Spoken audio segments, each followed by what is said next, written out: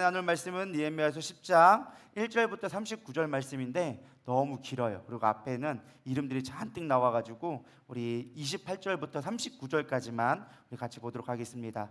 우리 느헤미야서 10장 28절에서 39절 우리 말씀 볼 때는 어떻게 한다고 했죠? 우리 힘드시지만 졸리니까 다 같이 일어나셔서 우리 성경을 가능하면 들으면 좋겠지만 없으니까 우리 화면 보면서 같이 복습하겠습니다. 이 말씀은 살아계신 하나님의 말씀입니다. 아멘. 우리 한 목소리로 봉독해 올려드리겠습니다. 시작. 그 남은 백성과 제사장들과 레위 사람들과 문지기들과 노래하는 자들과 느디딤 사람들과 및 이방 사람과 절규하고 하나님의 율법을 준행하는 모든 자와 그들의 아내와 그들의 자녀들 곧 지식과 총명이 있는 자들은 다 그들의 형제 귀족들을 따라 저주로 맹세하기를 우리가 하나님의 종 모세를 통하여 주신 하나님의 율법을 따라 우리 주 여호와의 모든 계명과 율례를 지켜 행하여 우리의 딸들을 이 땅 백성에게 주지 아니하고 우리의 아들들을 위하여 그들의 딸들을 데려오지 아니하며 혹시 이 땅 백성들이 안식일에 물품이나 온갖 곡식을 가져다가 팔려고 할지라도 우리가 안식일이나 성일에는 그들에게 사지 않겠고 일곱째 해마다 땅을 쉬게 하고 모든 빛을 탕감하리라 하였고 또 우리가 스스로 규례를 정하기를 해마다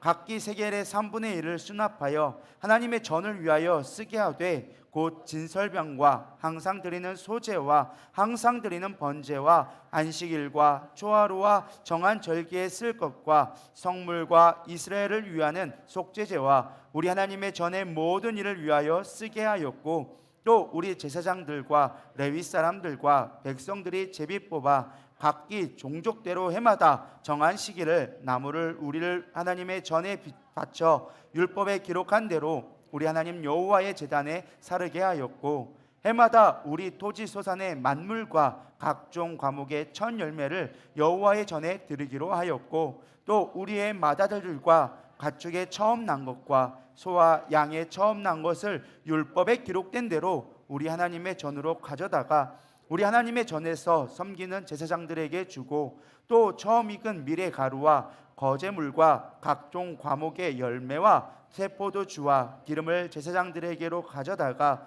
우리 하나님의 전에 여러 방에 두고 또 우리 산물의 11조를 레위 사람들에게 주리라 하였나니 이 레위 사람들은 우리의 모든 성읍에서 산물을 11조를 받은 자임이며 레위 사람들이 11조를 받을 때에는 아론의 자손 제사장 한 사람이 함께 있을 것이요 레위 사람들은 그 11조의 10분의 1을 가져다가 우리 하나님의 전 곳간에 여러 방에 두되 곧 이스라엘 자손과 레위 자손이 거제로 드린 곡식과 새 포도주와 기름을 가져다가 성소의 그릇들을 두는 골방 곧 섬기는 제사장들과 문지기들과 노래하는 자들이 있는 골방에 둘 것이라 그리하여 우리가 우리 하나님의 전을 버려두지 아니하리라. 아멘. 앉으셔도 되겠습니다. 예, 아직까지는 조금 낯설죠? 그래도 우리가 하나님의 말씀을 좀 경히 받지 아니하고 경건한 마음으로 경외하는 마음으로 말씀을 받을 때 더 큰 은혜가 이 말이라 믿습니다. 우리 느헤미야 9장까지 이야기를 앞에 있는 얘기를 간략하게 또 정리를 하고 들어가면 좋겠습니다. 1장부터 6장까지는 뭔 내용이었어요? 성벽 재건의 역사를 기록해 주고 있습니다. 52일이라는 거의 기적적인 어떠한 성벽을 건축하게 되어지죠. 그러나 느헤미야의 첫 번째 목적은 성벽 재건이 목적이 아니었습니다. 그것은 이스라엘 백성의 부흥을 위한 가장 기본적인 하드웨어를 구축하는 것에 불과했다라는 것입니다. 진짜 부흥은 뭐예요? 이제 소프트웨어를 바꿔야 되는 거예요.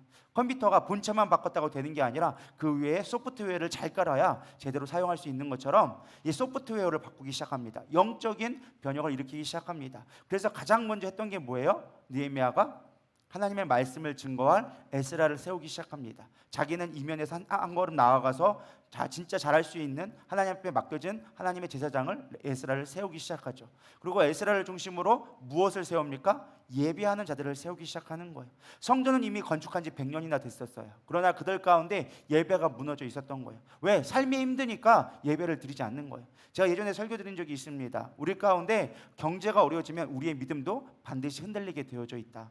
우리는 너무 연약한 믿음이기 때문에 누구 하나 자랑할 것이 없다. 경제가 어려워지고 삶이 공핍해지면요, 믿음도 떨어지게 되어져 있어요. 이스라엘 백성도 그랬어요. 성전이 있었어요. 제사장도 있었지만 그들의 삶 가운데 경제적인 어려움이 있고 먹고 살기가 힘들어지니까 예배를 드리지 않는 거예요. 11조를 드리지 않느냐니까 어떻게 되어집니까? 목회자들이 다 세상 속에 나가기 시작하는 거예요. 목회자도 먹고 살아야 될 거 아니에요. 자녀들도 많이 낳았는데, 특히 이스라엘은 자녀들을 많이 낳잖아요. 성벽 재건할 때 어떤 문제가 있었습니까? 우리가 자녀가 많아가지고 먹을 것이 없다, 이렇게 원망이 나올 정도로 자녀를 많이 낳다 보니까 부모인데 어떻게 자녀가 굶고 있는데 가만히 있겠어요? 언제까지 백성들이 가져다 주는 것만 기다리고 있겠냐라는 거예요. 그러니까 세상 속에 나가기 시작하는 거예요. 목회자가 세상 속에 나가니까 교회가 예배가 될까요, 안 될까요? 성도의 관리가 될까요, 안 될까요? 안 되기 시작하는 거예요. 관리가 안 되니까 사람들이 예배를 안 드려요. 성전만 지어졌지 건물만 있지 정말 중요한 영적인 부흥이 없는 거예요.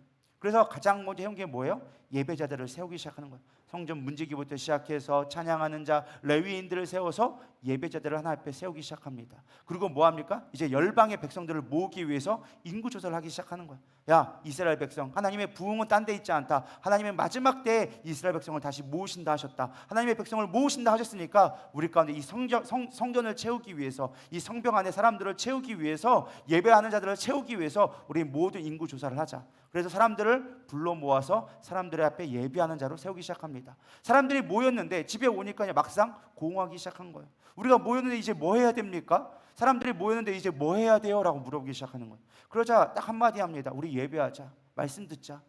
사람들이 우리한테, 에스라한테 얘기한 겁니다. 우리에게 말씀을 들려주십시오. 왜? 당시에는 글을 읽을 수 있는 사람들이 많지 않았어. 학자 외에는 읽을 수 있는 사람이 별로 없었어. 하나님의 말씀에 대해서 알고 싶어도 알 수 있는 방법이 없었어. 지금처럼 유튜브 킨다고 말씀이 나오는 시대가 아니었어요. 그러니까 우리에게 말씀을 들려주시옵소서. 하나님을 우리가 알아야겠나이다. 우리 선조들이 믿었던 내가 머리로는 알고 있지만 내가 하나님의 말씀을 몰라서 이렇게 우리가 공허하게 되어졌습니다. 말씀을 들려주세요. 예배가 회복되게 해주세요. 그들이 말씀을 듣자마자 깨닫기 시작하는 거예요. 은혜가 임하기 시작합니다. 때마침 7월 15일이 뭐예요? 초막절을 말씀 보게 되어진 거예요. 출애굽기 이야기를 듣다 보니까 초막절을 지었네. 하나님의 광야 가운데 우리를 지켜주시고 포로된 가운데서 우리를 자유케 하셨네. 우리가 그걸 기억해야지. 우리도 포로됐다가 다시금 돌아왔는데 우리가 지금 그때와 똑같지 아니한가. 근데 그때 당시에 이스라엘 우리의 선조들은 초막절을 온전히 지키지 않아서 우리가 이렇게 다시금 고통받지 않았느냐. 우리가 다시는 고통받지 않도록 우리가 하나님의 절기를 지키자. 그래서 집 앞에 장막을 짓고 막 광장이고 어디고 다 초막을 나무를 지어가지고 쉽게 말하면 텐트 치고 나무로 된 텐트 치면서 일주일간 거기서 집회를 드리기 시작하는 거예요. 아침부터 저녁까지 말씀 듣고 오후 되면은 회개기도 하고 낮에는 말씀 듣고 그렇게 해서 일주일간 보내고 마지막 축제를 벌였더니 야, 이걸로 되지 않겠다. 그때에도 수없이 많은 회개가 일어났습니다. 백성들이 회개하고 통회하며 가슴을 찢고 회개했습니다. 근데 본인들의 말씀을 보니까 단지 입술로만 회개, 어떤 감정적인 회개만으로 우리의 삶이 변하지 않는다는 걸 깨닫게 되어진 거예요. 그래서 뭐 하기 시작합니까? 우리가 서약하자. 우리가 정말로 이걸로 문서로 남기고 우리의 후대에도 정말로 실패하지 않도록, 우리가 받은 은혜를 다시금 잊어버리지 않도록 우리가 작정하자, 계약하자. 그러면서 서약을 쓰는 게 마지막 9장의 후반절이었어요. 그리고 이제 10장에 뭘 나오는 겁니까? 그 서약에 있던 사람들의 이름들이 쭉 기록된 거예요. 우리의 중요한 게 우리 3.1절에 어떤 일이 있었죠? 3.1절 독립, 김인현 3월 1일 독립선언문을 기록했잖아요. 거기 33인의 그 독립기념인들이 자기의 이름들을 쓰고 목숨 걸고 거기에다가 서명한 다음에 그거를 외쳤잖아요.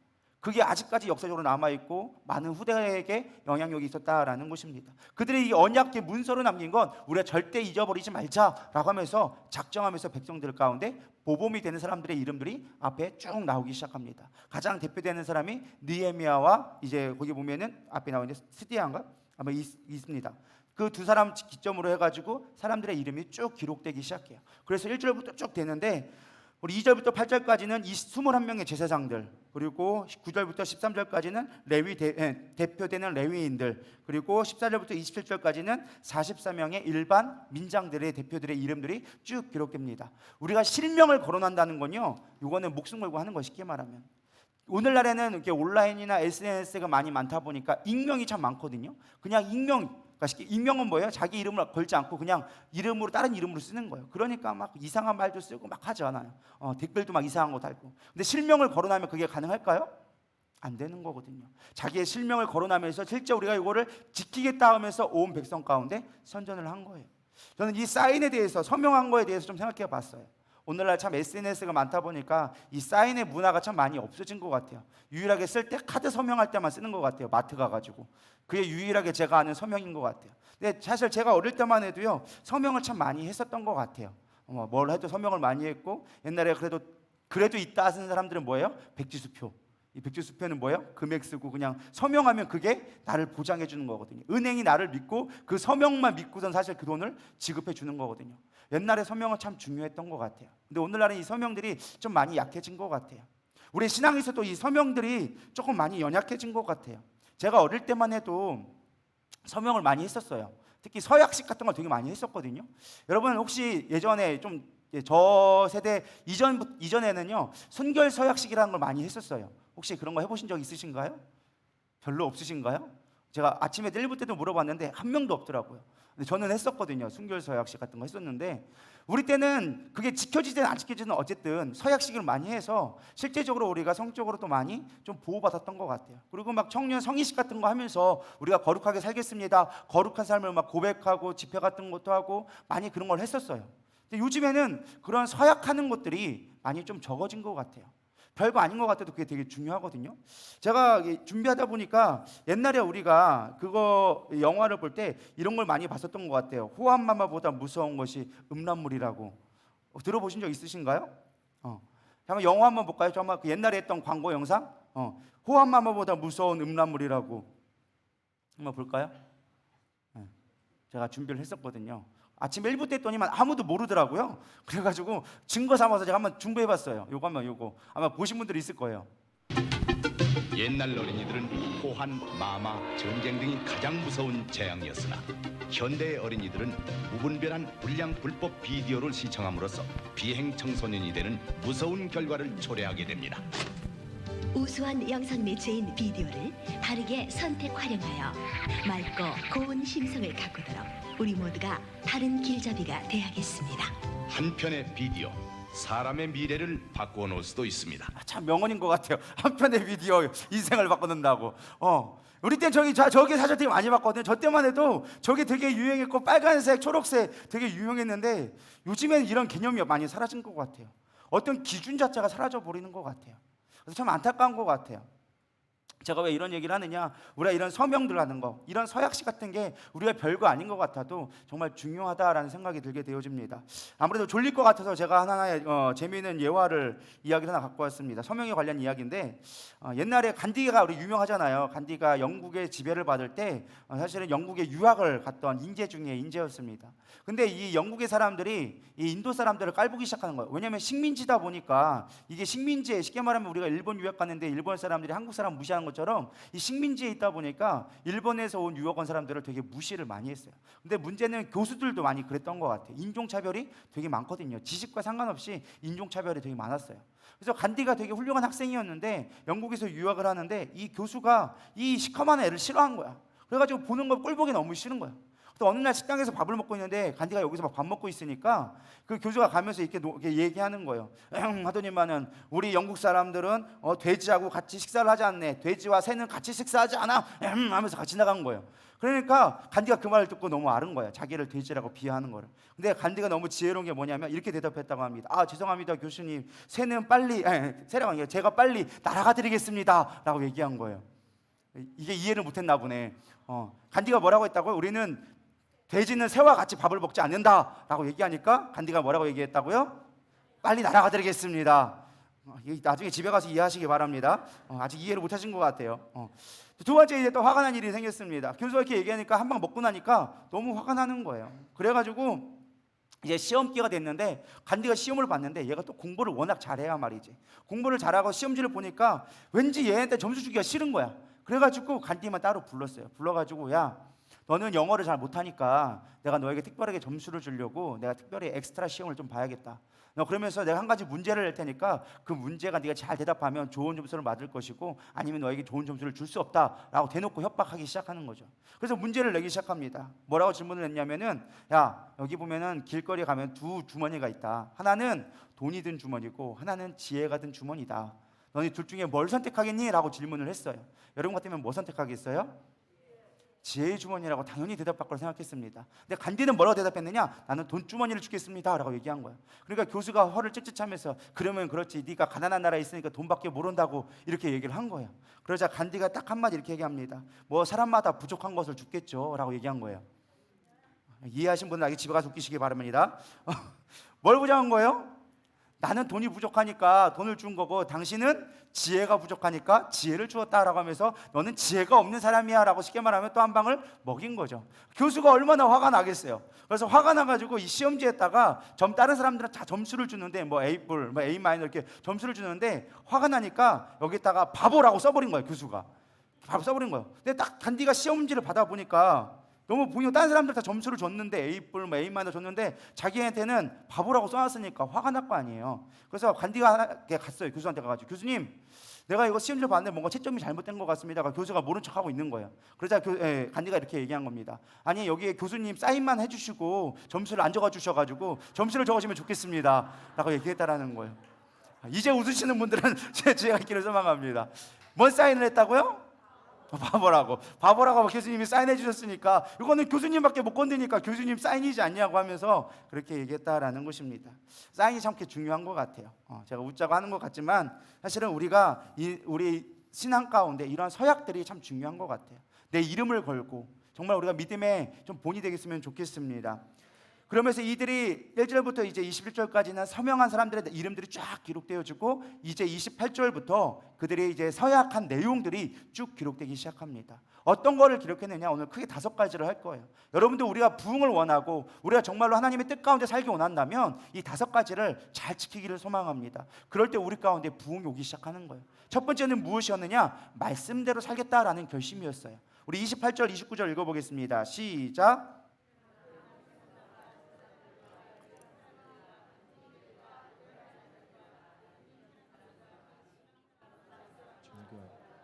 하나님의 율법을 진행하는 모든 자와 그들의 아내와 그들의 자녀들 곧 지식과 총명이 있는 자들은 다 그들의 형제 귀족들을 따라 저주로 맹세하기를, 우리가 하나님의 종 모세를 통하여 주신 하나님의 율법을 따라 우리 주 여호와의 모든 계명과 규례와 율례를 지켜 행하여. 뭐라고 나와 있습니까? 주 여호와의 모든 계명과 규례와 율례를 지켜 행하며 말씀대로 살아가겠습니다 라고 고백한 거예요. 근데 이들이 말씀대로 산다고 했던 거는 새로운 걸 만들어낸 것이 아니었어요. 이미 우리에게 주어진 말씀대로 다시금 돌아가겠습니다 라고 개혁을 했다는 거예요.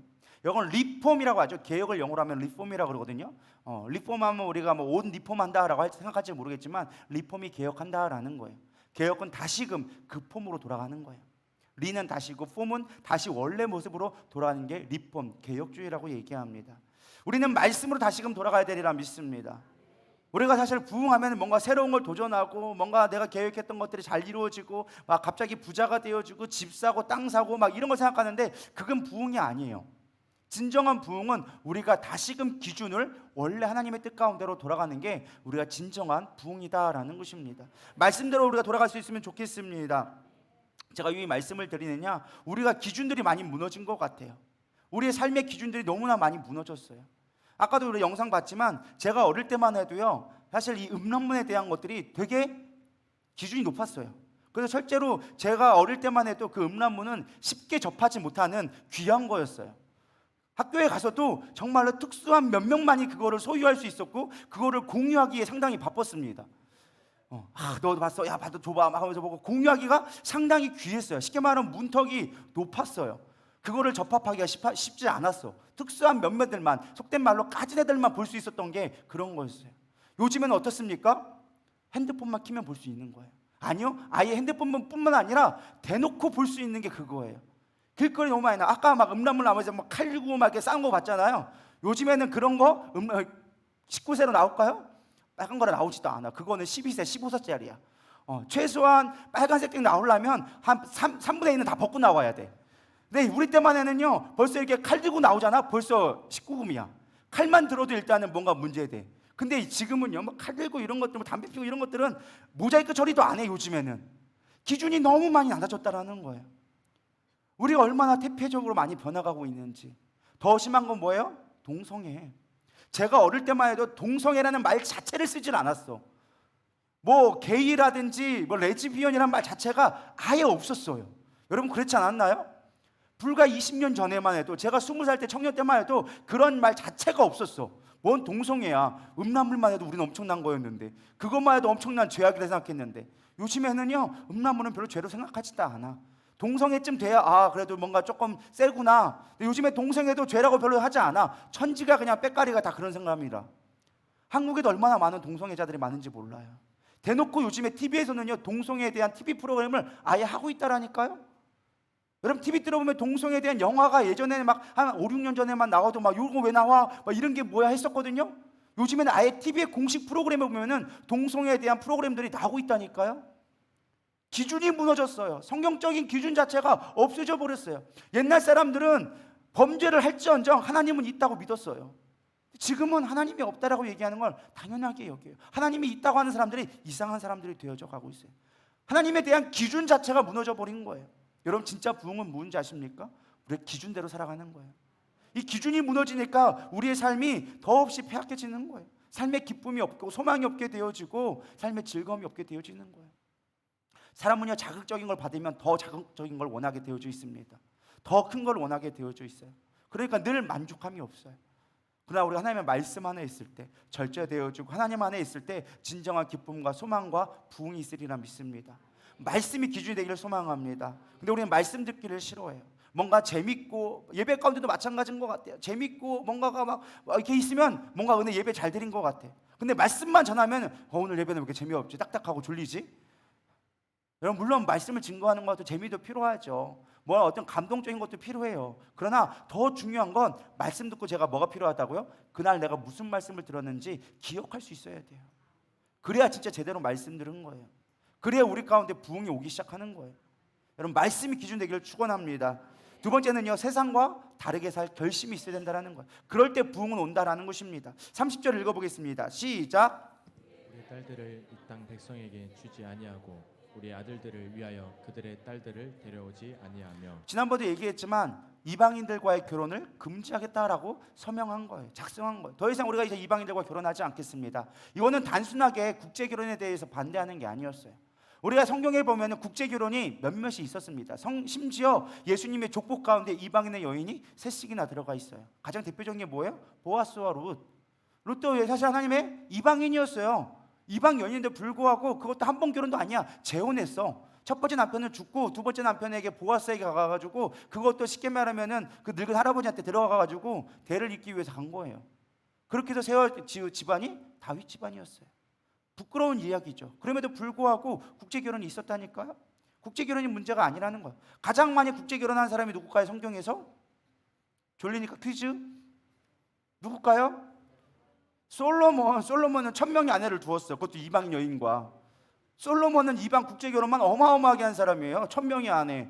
물론 그게 우리가 생각하는 1000명의 아내에서 뭐 의자왕처럼 이렇게 호색 깔아서 이게 1000명의 아내를 구한 게 아니라 정치적인 계략으로 상대방과 상대방 딸을 데려와서 내가 사위가 되어짐으로 말미암아 나라 간의 전쟁을 막기 위해서 강한 군대를 나라를 세우기 위해서. 왜? 이스라엘은 어디에 있어요? 사방이 다 적군이야. 이 지도를 보시면 알겠지만 밑에는 이집트가 있고 위에는 뭐 아람부터 옆에는 아람, 뭐 바벨론, 블레셋, 주변의 3국이 다 적국이에요. 그러다 보니까 외교를 잘해야지만 살아남을 수 있는 곳이 이 이스라엘 땅이었어요. 그러니까 정략적인 결혼을 많이 했어. 근데 문제가 뭐냐? 솔로몬 이후에 어떻게 됐죠? 가장 번성했지만 나라가 박살난 것도 솔로몬 시대였어요. 왜 그래요? 우상 숭배가 많이 들어오니까. 이방인들과 결혼하면서 뭘 가져온 거예요? 우상을 가져온 거야. 솔로몬이 가장 잘한 일이 성전을 지은 일이지만, 그러나 가장 또 실패한 것도 산당을 너무 많이 지었어. 성전은 그 중에 하나야. 수많은 산당 중에 하나처럼 치부되어진 거예요. 그러니까 나라가 쪼개지고 자녀들이 우상 숭배하고 여로보암과 끊임없이 성경에 보면 여로보암의 길을 따라 그게 뭐예요? 우상 숭배했다라는 거예요. 우상 숭배에 빠질 수밖에 없던 거예요. 아버지의 믿음은 좋았지만 그것이 백성들에게 혼합주의적 신학이 되어지면서 다 무너진 거예요. 뭐 때문에? 이방인들과 결혼함으로 말미암아. 그래서 이들의 이스라엘 백성 가운데 얘기한 거예요. 우리는 더 이상 우상 숭배를 하지 않겠습니다. 외부의 종교들을, 헛된 것들, 세상 것들을 우리 가운데 끌어오지 않겠습니다라고 작정하는 게 바로 우리가 우리의 아들들과 우리의 딸들에게 이방인들과 결혼시키지 않겠습니다라는 의미를 갖고 있는 거예요. 어떠한 정체성을 갖기 원한다는 거예요? 내가 그리스도인이라는 정체성을 내가 갖고 살아가겠습니다라는 것을 선포하는 거예요. 여러분 가운데 선언하시길 소망합니다. 나는 하나님의 백성으로 살아가겠습니다. 나는 그리스도인으로 살아가겠습니다. 라는 정체성이 있을 때 우리는 흔들리지 않고 진정한 부흥이 있는 거예요. 세상도 아니고 그리스도인도 아니고 이것도 아니고 죽도 밥도 아닌 그런 신앙이 안 되기를 소망합니다. 우리는 주님 때문에 살아가는 거예요. 주님을 위해 살아가는 거예요. 근데 우리는 이것이 안 되는 거예요. 주님 때문에 살아가는 모습이 안 되는 거예요. 세상의 눈치를 너무 많이 봐. 세상에 쫄아가지고 세상에 어쩔 수 없는 거예요. 여러분 믿음으로 살기를 소망합니다. 세상과 분리되어지기를 소망합니다. 특별히 우리 청년들에게 좀 당부하고 싶은 것은 믿는 자들과 제발 연애하시고 결혼하기를 소망합니다. 최소한 믿음의 씨앗이라도 있는 그런 가정이라도 보시기를 바랍니다. 이게 왜 중요하느냐? 이것 때문에 우리 신앙들을 많이 뺏겨요. 사실 우리 청년들이 몇몇의 청년들을 데려온 적이 있었습니다. 제가 굳이 일일이 호명하진 않겠습니다. 근데 중요한 건 뭐예요? 길면 한 달, 보통 3개월, 길어야 6개월인 것 같아요. 보통 한두 달 내에 다 끝나. 왜? 영적으로 안 맞으니까. 이게 세상 속에 있을 때는요, 둘이 조건 막 어떻게 할 줄을 몰라. 서로 좋아 죽어가지고 막 인생 전부를 건 것 같아. 근데 교회만 딱 들어오는 순간 어떻게 되어져요? 갈등이 생기기 시작하는 거예요. 야, 일요일날 꼭 가야 되냐? 둘 중에 하나야. 끌려가든지 보내든지. 둘 중에 하나야, 진짜로. 안 믿는 사람 만나가지고 그 사람 구원시키기는 정말로 힘들어요. 물론 우리가 복음을 사명을 갖고 영혼 구원하기 위해서 만나는 것까지는 제가 뭐라 할 수는 없어요. 근데 그렇게 해서 끌려오느냐? 진짜 힘들어요. 내가 목숨 걸지 않고는 그 영혼 구하기가 쉽지가 않은 거예요. 그래서 우리 혜영이도 목숨 걸고 지켜야 돼.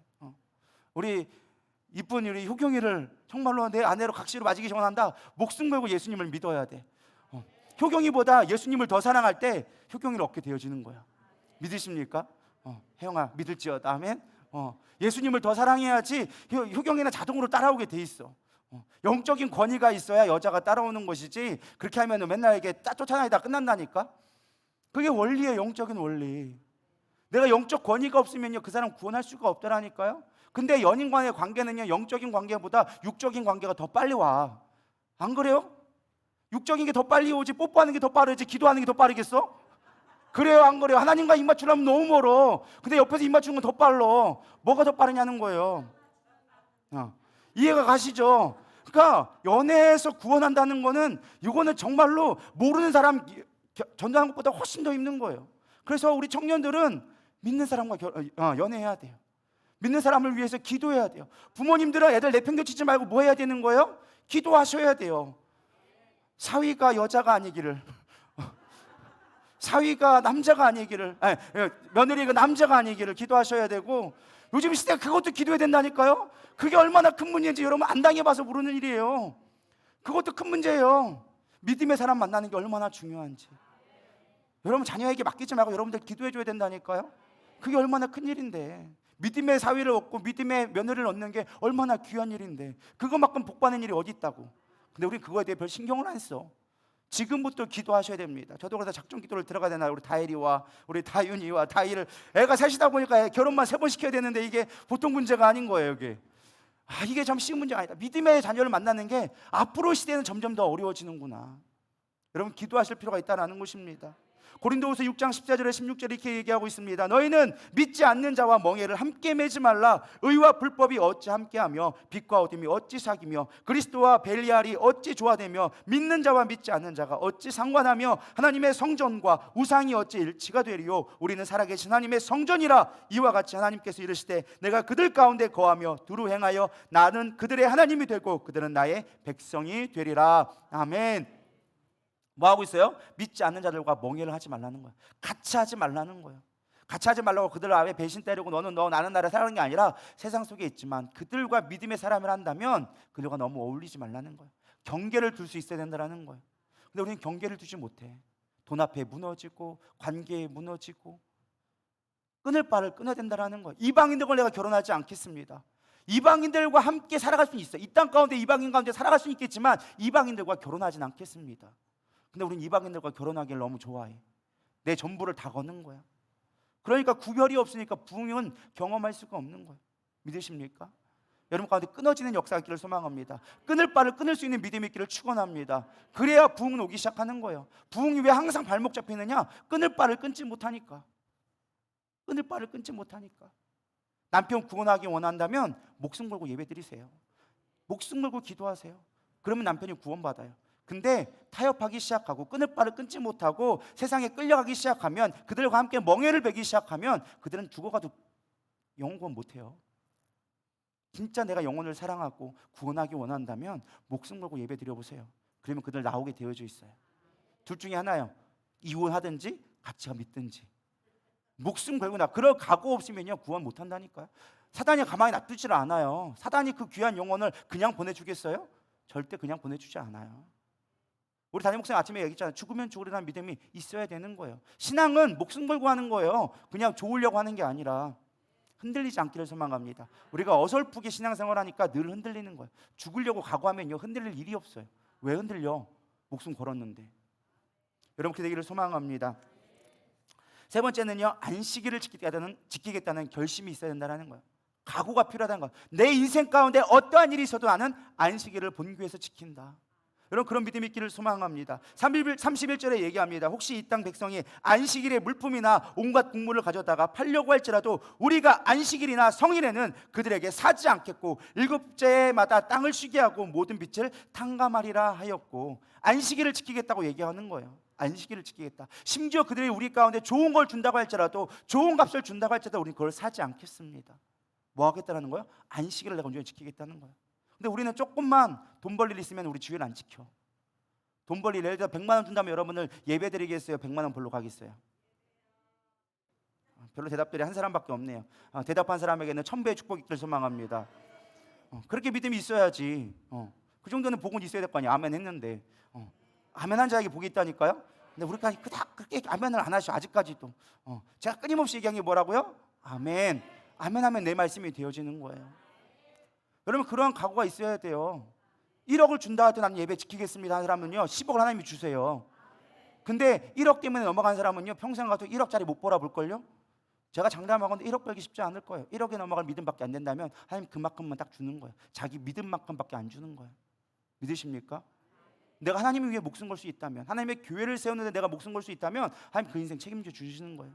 제가 이제까지 경험한가, 세상만큼 내가 부자는 아니어도 세상에서 꿀리지 않게 살아가더라고요. 하나님의 뜻 가운데 살면요 생각만 해도 주세요. 제가 사실 얼마나 노력했길래 제 인생 가운데 뭐가 있겠습니까? 그러나 하나님은요 제가 생각할 때마다 주세요. 그것이 차든 집이든 내가 먹고 싶은 거든. 제가 꿈이 별로 없어가지고 소박하게 별로 생각을 하지 않으니까 딱 소박할 때 제가 그냥 딱 필요한 만큼 하나님 주세요. 더도 아니고 덜도 아니고. 제가 짤만한 차가 있었어요. 클릭차. 우리 가족이 5인 식구가 되어지니까 딱 생각했어요. 차가 좀 컸으면 좋겠다 이제는. 딱 그 생각 한번 했어요. 차가 이제 애들이 커가니까 뒤에 꽉 차는 거예요. 그러니까 뭐 어디 장거리 여행할 수가 어려운 거예요. 딱 한 번 생각했어요. 하나님 이제 차가 조금 기도 별로 하지도 않았어. 차를 바꿔야 되겠네라는 생각만 했어요. 왜? 내 사례비를 갖고는 차를 바꿀 수 있는 여력이 안 되니까 언젠간 바뀌겠지라고 생각만 했는데 하나님 바꿔주세요. 집도 마찬가지예요. 물론 그 뒤에는 이제 우리 부모님들과 여러 가지의 이제 백그라운드들이 깔린 것들이 너무 많이 있겠죠. 그러나 그 역시 또 하나님이 하시겠죠. 좋은 부모님 만난 것도 하나님이 하신 것이지. 그 내가 하겠어요? 아니잖아. 부모 내가 선택 못하고 부모님이 도와준 것도 내가 돈 달라고 해서 부모님 무조건 줄까요? 안 줘요. 그것도 하나님이 감동 주시니까 주는 거지. 안 그래요? 내가 달라고 한다고 주면은 이래 싸가지 없는 놈아 네가 좀 줘봐라 이렇게 하겠지. 그러니까 그것도 하나님이 하시는 거예요. 제가 볼 때는 중요한 건 뭐야? 내가 생각하고 내가 하나님의 뜻 가운데 있으면 알아서 채워주시더라. 세상만큼 속된 말로 세계 전 세계 여행하고 좋은 집 빽빽한 집은 아니어도 하나님은 다 필요한 것들은 채워주더라. 궁핍하지 않게 만들더라. 그게 우리의 믿음이 되기를 소망합니다. 안식일을 온전히 지켜야 돼요. 전 이제까지 유치원 때부터 지금까지 단 한 번도 주일은 빼먹은 적이 단 한 번도 없습니다. 제가 본교회 예배를 빼먹은 게 딱 2번 있어요. 언제냐? 미국에서 공부할 때. 본교회 이 교회에서 공부하냐고 미국에 가 있는 동안 제가 예배 딱 한 번 빼먹었어요. 거기서 또 예배 드렸어요. 미국의 교회를 가고 오히려 저는 그 교회를 답수해서 미국에서 가장 큰 교회가 어떻게 들어가는가 그것뿐만 아니에요. 주중에도 계속 돌아다니면서 큰 교회들 답사하고 다녔어요. 그래가 제가 비자 빠꾸만 이유가 그거예요. 제가 미국에 공부하러 유학 아예 가려고 할 때 빠꾸봤던 이유가 당신 목사지요? 네 목사입니다. 교회 가봤어요? 네 가봤어요. 그래서 빠꾸 먹었어요. 너 공부하러 간 게 아니라 교회에 이제 목회하러 가네. 그러고서는 빠꾸 맞은 게 그 다음에 걸려가지고 그 다음부터 비자가 계속 캔슬돼가지고 결국 아예 이민을 못 갔어요. 제가 그것도 하나님이 막으신 거라 생각해요. 어쨌든 그때는 제가 왜 빠꾸 받았는지 이해를 못했어. 내가 공부를 못해, 내가 뭐 하고 거짓말을 했어, 뭐를 했어, 재정이 부족해, 왜 못 가게 만들지 했는데 그때 나 나름대로 다 이유를 알아보니까 목사라서 교회다로 돌아다녀가지고 왜 다 뜨거든. 미국이 무서운 나라거든요. 다 떠요. 어디 교회 갔는지 뭐 했는지 다 일일이 보고되고 다 떠요. 그러니까 너 교회 가가지고 공부 안 하고 가가지고 교회 가가지고 설교하고 왔다고, 그 교회 가려고 한다고. 그래서 빠꾸 맞았거든요. 어쨌든 중요한 건 뭐냐? 안식일을 지키기를 소망합니다. 안식일을 잘 지켜야 돼요. 아무리 힘들어도요, 예배를 빼먹지 않기를 소망합니다. 마르던 바라는 사람은 이렇게 얘기합니다. 우리가 안식일을 지키면 안식일이 우리를 지킬 것이다. 여러분, 안식의 가장 중요한 의미가 무엇이냐? 주일 성수의 가장 중요한 건 우리가 쉼을 얻는 거예요. 어떤 사람은 얘기합니다. 나 일주일 내내 일하고 와가지고 일요일 날 쉬고 싶은데 왜 일요일 날 와가지고 이렇게 힘들게 하냐고, 나도 좀 쉬고 싶다고 막 얘기하는 사람이 있어요. 그 사람은 예배를 단 한 번도 영적으로 드려보지 않은 거예요. 영으로 사는 사람은요, 이 예배가 얼마나 나에게 힘을 공급해 주는지를 알게 되어져요. 그러니까 예배를 빼먹을 수가 없어. 예수는 나의 힘이요, 나의 능력이요, 나의 소망인 걸 모르는 거야. 그러니까 뭐만 바라보는 거야? 육적으로만 예배를 바라보는 거야. 육은 피곤할 수 있죠. 예배를 드리니까 잠 못 잘 수 있죠. 그러나 영적으로 내가 살아난다는 것을 깨닫지 못하니까 맨날 육으로만 보니까 나는 교회 와가지고 힘들다고 얘기하는 사람들이 그런 사람이에요. 한 번도 신령과 진정으로 예배 드리지 않는 사람들 그런 말 하는 거예요. 여러분, 가슴에 손대고 얘기해 보시기 바랍니다. 나는 예배가 쉬웠는가? 힘이 되었는가? 짐이 되었는가? 말이라도 그렇게 하면 감사합니다. 그런 사람에게 더 힘이 있을지어다. 여러분, 힘이 되어야죠. 예배 드리는 거 우리의 힘이잖아요. 능력이잖아요. 저는 그래서 예배를 뭐라 생각하느냐? 주유소다. 영적 주유소다. 우리가 예배 한 번 안 드린다고 해서 우리가 달려가는데 당장 걸림돌 되지는 않아요. 그러나 차가 오래 달리려면 반드시 뭐 해야 돼요? 주유를 해야 돼요. 제 차가 한번 기름 넣으면 만땅 채우면 700km를 달려요. 서울서 부산까지는 갈 수 있는 거리예요. 부산에서 찍고 대전까지 올라올 수 있는 거리인데 아무리 700km 달린다 할지라도 주유하지 않으면 반드시 멈춰서게 돼 있어요. 우리가 예배를 안 드리면 한 주 빼먹는다고 우리 당장 뭐 천국 못 갈지는 않아. 그러나 예배가 2번, 3번 빠지기 시작하잖아요. 여러분, 영적으로 멈춰설 수밖에 없다니까요. 여러분, 주유하다가 기름 앵고 나서 그 다음에 기름 넣을 때는요, 엔진에 물이 가기 시작해요.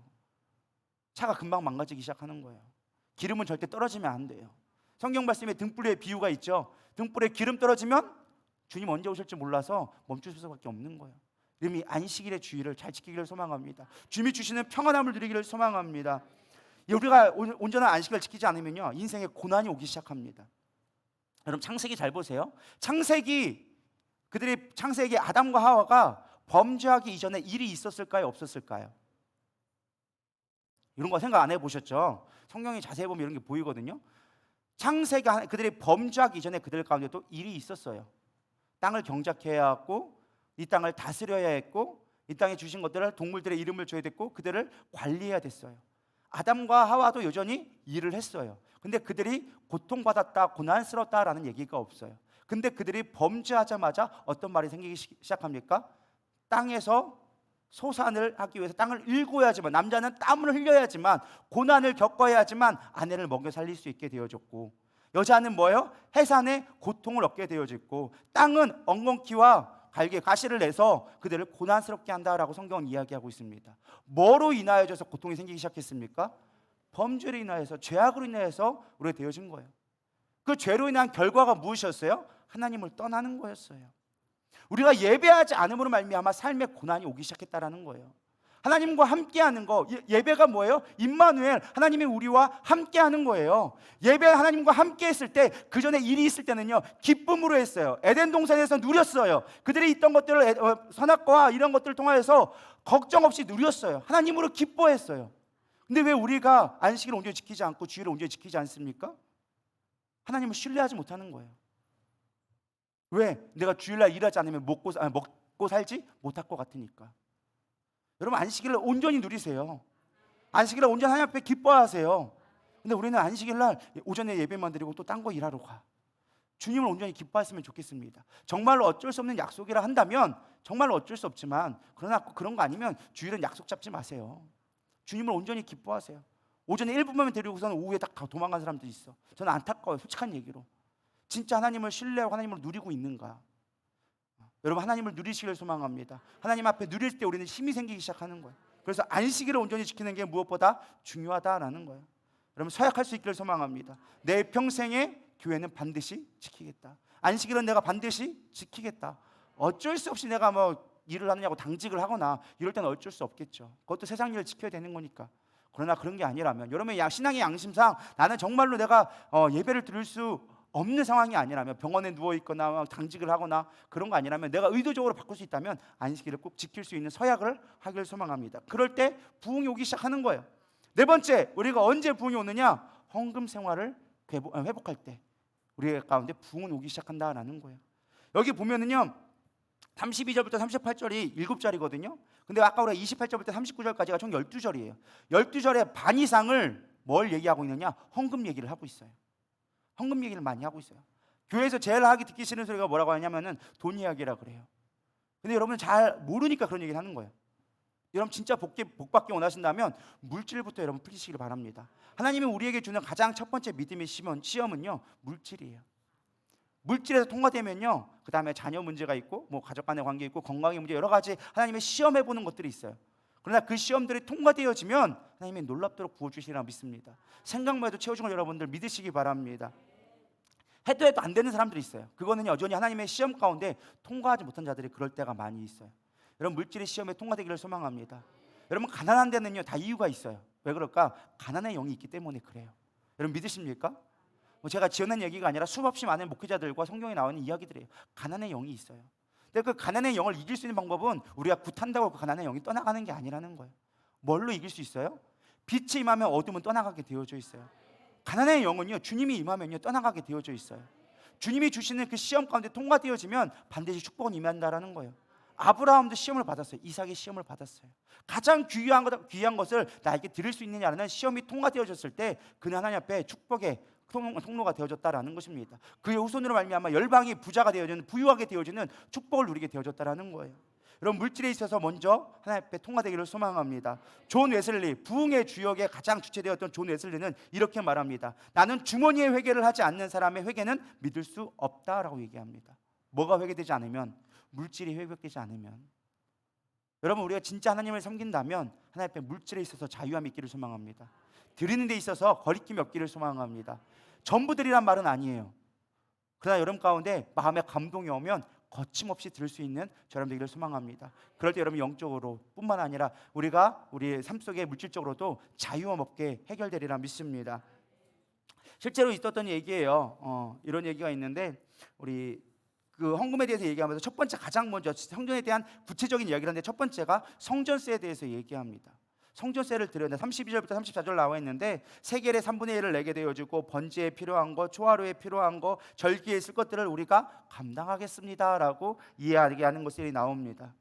제가 즐거운 교회 청년들의 이야기를 조금 해보려고 합니다. 그 몇몇 청년 중에는 제가 존경하는 청년들이 있어요. 물론 저보다 나이도 어리고 여러 가지 신앙의 인수가 저보다 적다고 얘기할 수 있겠지만, 그러나 제가 존경한다고 표현한 거는 그들의 믿음에 정말 제가 이건 대단한 믿음이다라고 생각하는 믿음들이 있습니다.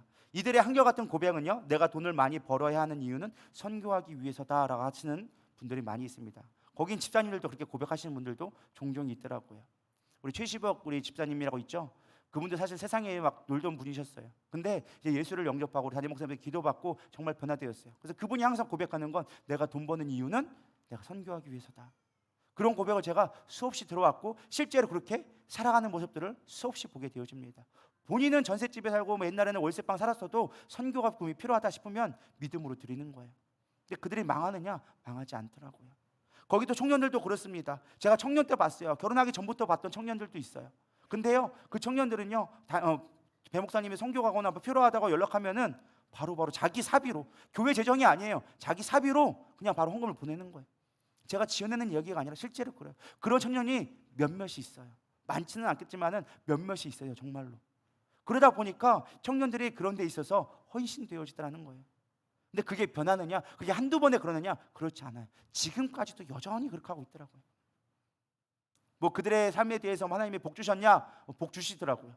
좋은 집도 사고 저기 수도권에 다 서울에 좋은 직장들 들어가서 왜냐면 제가 청년 때 정말 21살 때 봤거든요. 거의 청주청년을 만난 지가 벌써 10여 년 됐으니까 20살 때 만났는데 지금 30살 될 때까지 봤는데 좋은 직장 가고 좋은 남편 만나고 좋은 집 사고 또 자녀 낳고 그러면서도 불구하고 수원이나 뭐 서울 인데 살면서도 매주 내려와요.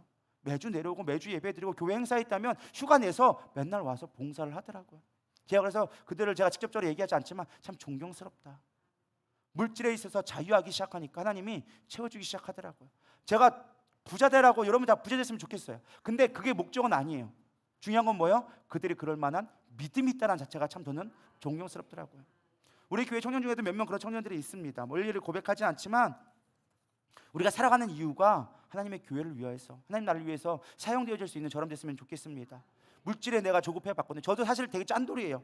저는 10원 하나도 계산할 만큼 짠돌이었어요. 지금도 어느 정도 그게 있어요. 저는 쓸데없는 거 사는 걸 되게 별로 안 좋아해요. 어저께도 제가 마트에서 장을 봤어요. 그래가지고 우리 청년들이 저를 좀 섬겨주셔가지고 옷을 사러 그 상품권을 좀 준 게 있어요. 뭐그 아귤 싸고도 주고 뭐 생일 선물도 주고 해가지고 조금 그걸 제가 잘 안 쓰다 보니까 어느 순간 제가 한 돈 10만 원 이상 되게 돈이 쌓였어요. 상품권이. 그래서 이거를 좀 써야겠다. 제가 작년에 여름 옷들을 한 10년씩 되다 보니까 너무 낡아가지고 누래져가지고 왕창 버렸어요. 그랬더니 반팔 티를 입을 게 몇 개가 없는 거예요. 그래서 어저께 사러 갔거든요. 사러 갔는데 다이를 데려갔어. 근데 다이를 데려갔는데 옷을 사준다니까 얘가 안 산다라는 거예요. 사이즈가 없다고 안 된다고 하는데 끝까지 땡깡 부린 거야. 그럼 너 뭐 할래 했더니만은 대뜸 하는 말이 장난감 산다고 가는 거예요. 그래서 장난감 사는 거 저는 되게 아까워하거든요. 물론 그게 나쁘다는 게 아니에요. 그 얼마든지 사줄 수 있어요. 근데 제가 볼 때는 별 쓰잘데기 없는 거 집에 있는 거랑 별반 차이 없는데 불구하고 한 3, 4만 원씩 되는 걸 사는 거예요. 제가 너무 아까운 거예요, 그게. 제가 좀 인색한가요? 근데 저는 그래요. 제가 지금도 아직까지 저는 별로 쓸데없다 생각하는 것들 사는 거를 되게 아까워하는 사람 중에 한 사람입니다. 근데 중요한 건 무엇이냐? 아직까지 짠돌이가 있지만 뭐 얘기를 했더니 삼천포로 빠졌네. 하나님을 위해 쓰는 건 여러분 아끼지 않기를 소망합니다. 저는 솔직히 그래요. 애들 장난감 2만 원짜리 3만 원짜리 사는 건 아까울 수가 있어요. 저는 하나님 앞에 드리는 거에 대해서는 저는 별로 개선하지는 않습니다. 그러니까 하나님이 지금까지 지켜주신 것 같아요. 제가 이제까지 우리 교회 대부분의 악기는 사실은 제가 샀어요. 많이 샀어요. 드럼도 20년 전에 15년 전에 은진이랑 저랑 교통사고 나서 그거 합의금 받은 걸로 산 거고, 밑에 것도 이제 무선 마이크도 제가 다 대부분 사놓고, 믹서기도 제가 웬만하면 사놓고, 거의 웬만한 음향 같은 관련된 거, 조명 같은 것도 다 제 돈으로 많이 살 때가 있어요. 여러분, 우리가 하나님 앞에 드리는 우리의 목적이 됐으면 좋겠습니다. 그럴 때 자유함이 있어요.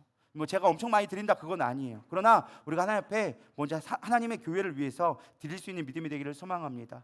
두 번째 뭘 얘기하고 있냐? 첫 열매에 대해서 많이 얘기해주고 있어요. 35절부터 38절까지는 첫 열매에 대해서 얘기하고 있습니다. 첫 열매에 대해서. 오늘 레위기에도 있고 신명기에도 그 말씀들이 나와져 있습니다. 레위기 23절 10절에 보면 곡물의 천이삭을 드려라. 신명기 26장 20절에 보면은 그 토지의 모든 소산의 만물을 거둔 후에는 그걸 하나님 앞에 제단 위에 들어라라고 얘기했습니다. 첫 열매를 들어라. 참 감사한 건 우리 교회 청년부들은 첫 열매를 꼭 다 드리더라고요. 그것이 알바가 됐든 뭐가 됐든 첫 열매는 전부 드리라는 거예요. 저는 그래서 우리 교회 청년들은 그거는 참 자랑스러운 것 같아요. 그것만 어디 가서 자랑할 수 있을 것 같아요. 여러분 믿음으로 첫 열매를 드리기를 소망합니다. 하나님은 첫째를 좋아하세요.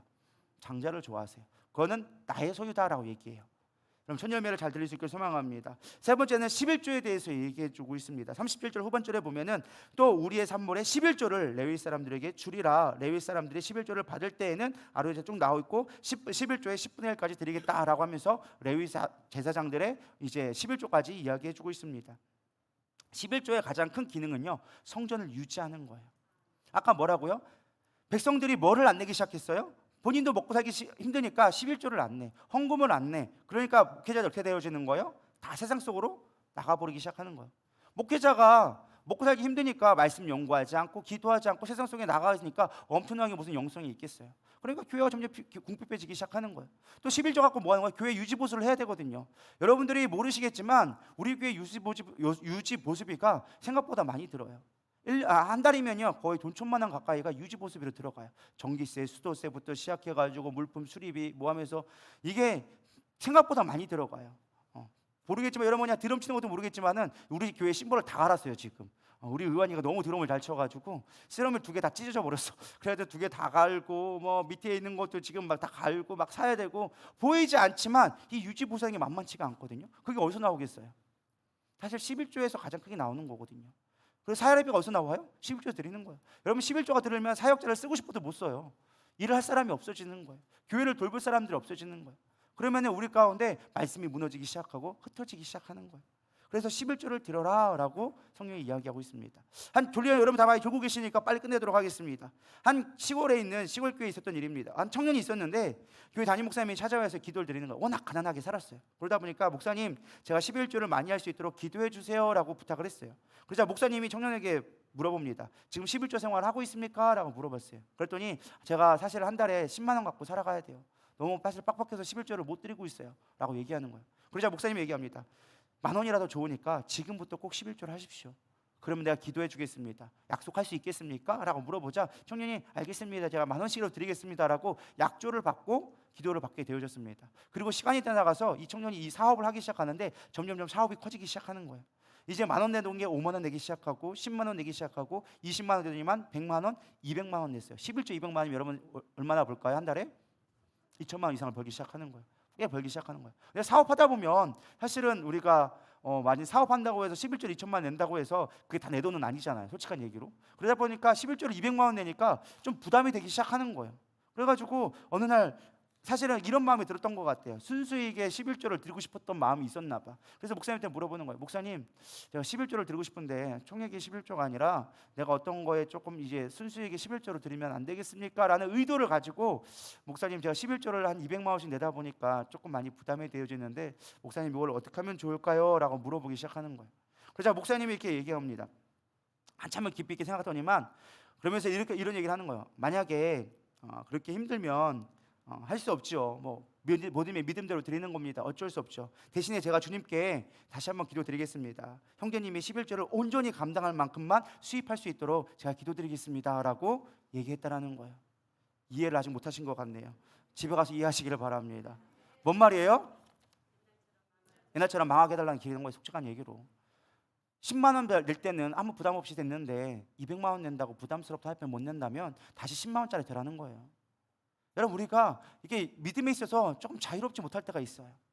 여러분 11조에서 자유롭기를 소망합니다. 저는 절대 돈 벌하는 목사가 아니에요. 저는 11조 얼마씩 하는지조차도 몰라요. 저는 제가 받는 그냥 사례비도 사실은 통장에 들어오면 그만이지 집사님이 주면은 그냥 그거 받고 네 감사합니다 하고 말지 얼마인지도 사실 체크하지도 않아요. 저는 통장을 거의 안 봐요. 통장을 진짜 안 봐요. 언제만 딱 보느냐? 돈 보낼 때만. 돈 보낼 때만. 여러분 따라하길 이렇게 했으면 좋겠습니다. 천국은 숫자가 없다.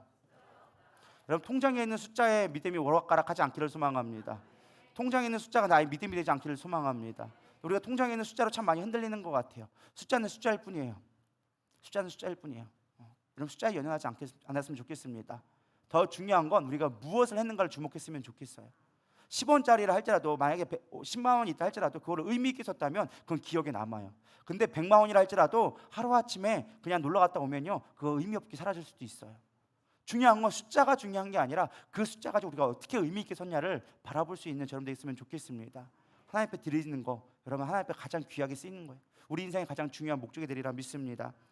켄발 모르간이라는 사람이 이렇게 얘기합니다. 11조를 드리는 것은 물질적인 것이지만 헌금의 배후에 있는 헌신은 영적인 것이다. 우리가 드리는 물질적 헌신은 영적인 헌신의 표현이다. 헌신이 없는 헌금은 가능하지만 헌금으로 표현될 수 없는 헌신은 위선이다 라고 얘기해주고 있어요.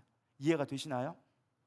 물질 드리는 건 헌금 드리는 건 분명히 물질적인 거예요. 우리의 육적인 거예요. 그러나 그건 우리의 영적인 것을 반드시 반영하게 되어져 있다. 여러분 물질에서 자유함 있기를 소망합니다. 마지막 입니다. 졸리시죠? 우리 3분내 7분내로 내가 4시 안에 끝내드리도록 하겠습니다. 네 번째는 성전 중심의 삶이 되기를 소망합니다. 이들이 얘기합니다. 39절에 곧 이스라엘 자손과 레위 자손과 거제로 드린 곡식과 새 포도주를 기름을 가져다가 성수의 그릇들을 두는 골방 곧 섬기는 제자들과 문지기들과 노래하는 자들이 있는 골방에 둘 것이라. 그리하여 우리가 우리 하나님의 전을 버려두지 아니하리라. 하나님의 전을 버리지 않겠다라는 거예요. 하나님의 전을 떠나지 않겠다라는 거예요. 우리가 하나님의 집을 소홀히 하지 않기를 소망합니다. 사랑하는 성도 여러분, 우리 신앙교회를 사랑하십니까? 다시 한번 질문하겠습니다. 여러분 교회를 진짜로 사랑하십니까? 여러분 교회가 뭔데요? 교회가 뭔데요? 여러분 교회가 뭔데요? 교회를 사랑한다면서요. 예수 그리스도의 교회 그리스도는 교회의 몸이다라니까 교회의 몸이라는 걸 그만하죠. 교회의 몸은 뭘로 구성되어져 있는데요? 성도. 교회는 성도예요. 믿으십니까? 교회는 건물이 아니에요. 이건 예배당이지. 예배를 드리는 공간을 예배당이라는 거지. 교회는 예배당이 아니에요. 교회는 프로그램이 아니에요. 교회는 담임 목사님이 아니에요. 교회는 조직이 아니에요. 교회는 바로 성도예요. 다시 한번 질문하겠습니다. 여러분 교회를 사랑하십니까? 이 말이 무슨 의미인지 아시나요? 정말 교회를 사랑하십니까? 그럼 옆에 있는 성도 사랑해야 돼요. 옆에 있는 성도가 아파하면 내가 같이 아파할 수 있어야 돼요. 그게 사랑하는 거예요. 사랑하는 사람은요, 아픈 사람을 보고 절대로 가만히 있지 않습니다. 여러분 자녀들 사랑하잖아요. 자녀가 아파요. 어떻게 했으면 좋겠어요? 차라리 내가 아프면 낫겠다. 왜 그래요? 사랑하니까. 근데 우리는 성도들이 아파하는데 꽃이다. 아이고 꼬셔라. 아이고 꼬셔라. 여러분 사랑하지 않는 거예요. 여러분 사랑하면요, 정말 우리 그걸 위해서 대신 아파줄 수 있는 마음이 있는 게 진짜 사랑하는 거예요. 교회를 사랑하기를 소망합니다. 교회의 위대함을 알기를 소망합니다. 교회는 만물 위에 하나님의 은혜 위에 은혜라고 얘기하고 있어요. 교회를 만물의 위에 둔다고 얘기하고 있어요. 교회는 하나님의 가장 중요하게 여기는 게 교회예요. 믿으십니까? 하나님이 천지를 창조하실 때 우리에게 주신 두 가지 가장 큰 기관이 있어요. 첫 번째는 가정이고 두 번째가 교회예요. 가정이 참 중요해요. 하나님의 사랑을 본받을 수 있는 가장 중요한 공동체가 교회예요. 사단은 항상 뭘 공격해요? 가정을 파괴시키는 거예요. 부부간의 관계를 깨트리기 시작하는 거예요. 자녀와 부모의 관계를 깨트리기 시작하는 거예요. 그러면 교회는 자동적으로 무너지게 되어져 있거든요. 우리가 교회도 중요하다는 거예요. 우리는 가정은 소중하게 여기는데 교회는 소중하게 여기지 않는 것 같아요. 여러분 교회가 소중해져야 돼요. 교회에 능력이 있다라니까요. 나만 잘 된다고 되는 게 아니라는 거예요. 교회가 잘 돼야, 교회가 사랑되어져야, 교회가 능력이 있어야 여러분 삶도 능력 있게 되어지는 거예요. 근데 우리는 영적인 원리를 이걸 몰라. 교회의 중요성을 몰라. 교회를 너무 값없이 여겨. 교회는 하나님의 피값으로 줬다니까요. 우리 한 사람 한 사람을 또 피값으로 샀지만 이 교회를 세우기 위해서 그리스도의 피값 주고 산 게 이 교회라니까요. 교회가 얼마나 능력이 있는데. 김동희 목사님 이렇게 얘기하더라고요. 내가 이렇게 고난 가운데 있을 때 내가 살아날 수 있었던 이유는 딱 하나다. 교회가 있었기 때문이다. 김동희 목사님은 실사원이라고 막 하지만 실사원도 정말 나는 잘할 수 있다. 나는 실사원만 있어도 충분하다. 근데 내가 교회를 포기하지 않는 이유는 교회가 나를 지켜주니까. 교회가 여러분 능력이에요. 나만 복받고 내가 잘 됐고 부흥하고 이게 중요한 게 아니라 교회가 부흥되어지고 교회가 잘 돼야 내가 잘 되는 거예요. 왜? 교회에 하나님의 위대함이 있으니까. 하나님은 절대 교회를 배신하지 않아요. 그리스도의 몸이기 때문에. 복의 통로도 항상 여러분 개개인에게 주는 것이 아니라 교회를 통해서 여러분의 복의 통로가 가게 되어져 있어요. 근데 왜 교회를 소홀히 여기는데? 왜 예배를 소홀히 여기고 이 교회의 가장 중요한 성도들을 소홀히 여기는데? 교회가 회복되어져야 돼요. 한 사람 한 사람이 하나님의 뜻 가운데 예배가 회복될 때 교회는 부흥되기 시작하는 거예요. 여러분 교회를 우습게 보지 않기를 소망합니다. 교회의 위대함을 알았으면 좋겠어요. 여러분 교회만 다니지 말고 교회가 되기를 축원합니다. 제가 수없이 얘기하는 거잖아요. 교회가 되어져야 한다. 교회 다니니까 이 교회 저 교회 또 돌아다니는 거예요. 교회가 되면요 이 교회 떠날 수 없어요. 그 사람들은요 나가라고 해도 안 나가요. 왜? 내가 교회인데 어디를 나가? 내가 교회라니까? 근데 여러분 생각해보세요. 손 마음에 안 드네 손가락 잘라버려야지. 이런 사람 있어요? 없어요. 왜? 교회니까 몸이니까 뗄 수가 없는 거야. 근데 우리는 교회의 이 몸이 아니라 바깥에 있어. 그냥 이런 마이크랑 똑같아. 필요 없네 버려버려야지. 딴 데 가면 되지. 내가 바꾸면 되지. 왼손 가는 거 오른손 가고 오른손 왼손 가고 맨날 이것만 하고 있는 거예요. 이거 마이크 대지 말고 손 대세요. 교회 되세요. 이해가 되시나요? 근데 우리 교회 되는 거에는 별 관심 없어. 교회의 아픔을 나의 아픔으로 여기지 않아. 교회의 어떤 중요한 일들을 나의 일로 생각하지 않아. 그냥 나는 구경꾼. 그냥 밥은 좋은 거 왔다 갔다만 하고 있는 거예요. 이 교회 옮긴다고 예수님은 여기 계시고 여기는 없나요? 똑같아요. 그런 사람들은요 맨날 아웃사이더밖에 될 수가 없는 거예요. 교회가 되시기를 소망합니다. 우리 옆 사람에게 인사하겠습니다. 교회가 됩시다. 교회가 됩시다. 여러분 교회가 되어줘야 돼요. 내가 교회 되어줘야 돼요. 내가 거룩한 성전이 되어지면 교회 되는 거예요. 너희가 거룩한 성전인지를 알지 못하느냐? 너희가 거룩한 성전이라. 여러분 성전 되기를 소망합니다. 우리 말씀을 정리하려고 합니다. 여러분 영적 개혁을 원하십니까? 정말로 세상 속에서 우리가 부흥이라는 걸 경험해 보고 싶습니까? 그렇다면 여러분들 교회를 교회되게 하세요. 여러분 예배가 예배되게 하세요. 물질에 있어서 시험 들지 말고 물질에 있어서 통과하시기를 소망합니다. 무엇보다 하나님 말씀에 주목하기를 소망합니다. 이 5가지만 잘 지켜주세요.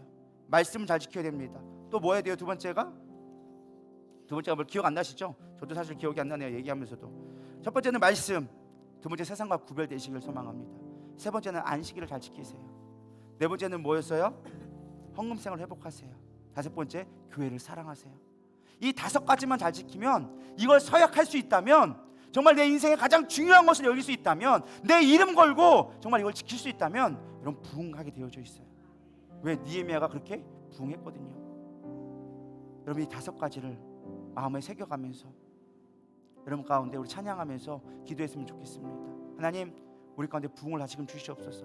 우리 흩어졌던 마음들, 세상에 빼앗겼던 마음들 다시금 모아주시옵소서.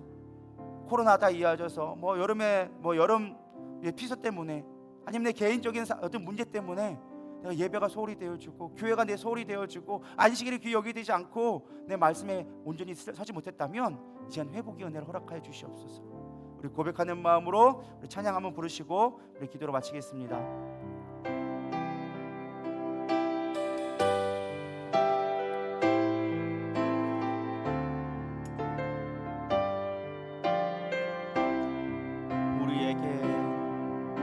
우리에겐 소원이 하나 있네. 주님 다시 오실 그날까지 우리 가슴에 새긴 주의 십자가 사랑, 나의 교회를 사랑케 하네. 주의 교회를 향한 우리 마음, 희생과 포기와 가난과 고난, 하물며 죽음조차 우릴 막을 수 없네. 우리 교회는 이 땅의 희망, 교회를 교회되게, 예배되게 우리 사용하소서. 진정한 문의 날 오늘 임하도록 우리 사용하소서. 교회를 교회되게, 예배되게 우리 사용하소서. 진정한 부흥의 날 오늘 임하도록 우리 사용하소서. 성령 안에 예배하리라. 자유의 마음으로 사랑으로 사역하리라. 교회는 생명이니 교회를 교회되게, 예배되게 우리 사용하소서.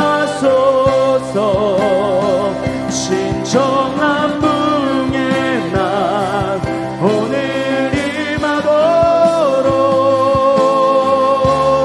우리 사용하소서. 우리 이 시간 주여 한번 부르며 기도할 때, 하나님 나에게 다시금 이 서역이 회복되게 하여 주시옵소서. 하나님의 말씀에 의거하며 예배가 회복되어지며 세상과 구별되어지고 헌금이 회복되어지며 교회를 사랑할 수 있는 이 5가지 서약이 내 삶 가운데 다시금 회복되게 하여 주시옵소서. 말씀으로 돌아가게 하여 주시옵소서. 우리 고백하는 마음으로 주여 한번 부르면서 기도하겠습니다. 기도하십시다. 주여, 하나님 내가 진정한 부흥을 경험하기를 원하나이다. 내 인생 가운데 적어도 한 번은 경험해야 되지 않겠습니까? 하나님 부흥의 역사를 허락하여 주시옵소서. 우리 가운데 부흥의 역사를 허락하여 주시옵소서. 영적인 진정한 부흥이 있게 하여 주시옵소서. 그저 겉으로만 부흥하고 잘 먹고 잘 사는 부흥이 아니라 하나님 영적인 부흥을 경험하게 하여 주시옵소서. 내 삶의 하나님 가운데 깨어지기를 소망합니다. 하나님 부흥의 역사를 하여 주시옵소서. 와바바디스로베 커라바바라 윈들스로베커 바바바라 윈들스로베커 바바라 웨커라바바바바 비바바라 윈들스로베 커라바바바바 넬스로베커 하나님 우리 가운데 깨어지는 역사가 있게 하여 주시옵소서. 우리 가운데 어떠진 마음은 모아질지어다. 우리 가운데 혼동케 하는 어둠의 역사를 떠나갈지어다. 생각에 사로잡히게 하며 우리 가운데 어둠의 역사를 주고 부드럽게 만들며 짜증나게 만들며 아버지 불평하게 만들고 원망하게 만드는 모든 영들은 내가 이산 예수의 명하노니 묶음 놓고 떠나갈지어다. 하나님 웬네스로베커 바바디스커 바바바바바바바바바 이 시간 주의 보혈을 덮어주시옵시고 우리 가운데 부정의 영들 떠나가게 하여 주시옵소서. 부정의 영들 떠나지게 하소서. 다 끊어질지어다. 다 끊어질지어다. 회복의 역사 말씀이 들려지게 하여 주시옵시고 우리의 심령이 깨어져 하나님 앞에 나아가게 하여 주시옵소서. 오바바는 네스로비 카바바디스로비 카라레 있는 스코바카 비비바라와 카라바카 바바바디스카 바바라와 비비바라와 카라바바바바바바바바바 오늘도 삶으로 돌아갑니다. 하나님 무장되게 하여 주시옵시고 우리의 예배가 회복되어지며 내 삶의 예배가 회복되어질 수 있도록 주님 축복하여 주시옵소서. 성령의 물로 무장되게 하여 주시옵소서. 주님의 앞에 나아가게 하여 주시옵소서. 복음 증거를 하며 하나님의 말씀 앞에 나아가게 하여 주시옵시며 주님만 바라보는 우리의 삶이 되어질 수 있도록 주님 역사하여 주시옵소서. 하나님 감사합니다. 오늘도 주의 말씀을 들었습니다. 말씀을 귀로만 듣는 것이 아니라 우리의 마음으로 깨달아지게 하여 주시옵시고 말씀에 순종할 수 있도록 우리 가운데 임하여 주시옵소서. 첫날 만날 때는 무슨 소용이 있겠습니까? 단 하나도 순종하지 않는다면 그 말씀은 헛된 허공에 치는 메아리가 될 수밖에 없습니다. 하나님 우리 가운데 말씀에 순종할 수 있도록 인도하여 주시옵시고 아버지 혹이라도 듣지 못한 자가 있다면 들을 수 있는 마음이 되게 하여 주시옵시고 깨달아지게 하여 주시옵소서. 우리가 한평생 살아가는 가운데 부흥을 경험해야 되지 않겠습니까? 하나님 정말로 부흥 없이 살아가는 우리의 연약한 모습들 그저 왔다 갔다 하는 신앙만 된다면 무슨 의미가 있겠습니까? 하나님이 주시는 참된 복을 누리게 하여 주시옵시고 영적 자유함을 누리며 진정한 평안과 기쁨과 소망으로 살아갈 수 있도록 누리는 삶이 되게 하여 주시옵소서. 세상에 매이지 않게 하여 주시옵시고 육신의 종로로 타지 않게 하여 주시옵시며 성령으로 깨어져 하나님의 나라를 위해 입술 수 있는 모든 하나님의 영광을 위해 살아갈 수 있는 주의 백성으로 살아가게 하여 주시옵소서.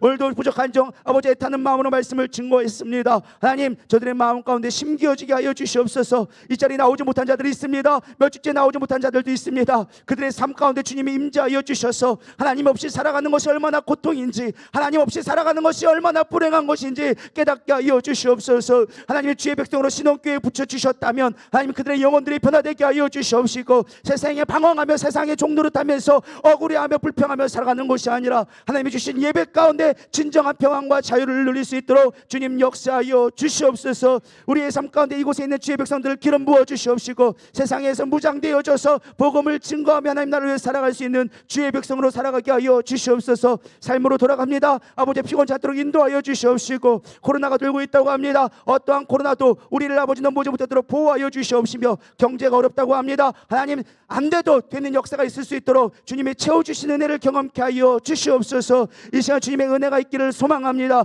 부어 주시옵소서. 부어 주시옵소서. 부어 주시옵소서. 오늘 주님의 영광 받기를 소망하며 살아계신 예수님의 이름으로 감사하며 기도 올려드렸사옵나이다. 아멘. 주기도 문하심으로 예배 마치도록 하겠습니다. 하늘에 계신 우리 아버지여 이름이 거룩히 여김을 받으시오며 나라의 임하옵시며 뜻이 하늘에서 이루어진 것 같이 땅에서도 이루어지이다. 오늘날 우리에게 일용할 양식을 주옵시고 우리가 우리에게 죄진 자를 사하여 준 것 같이 우리의 죄를 사하여 주옵시고 우리를 시험에 들게 하지 마옵시며 다만 악에서 구하옵소서.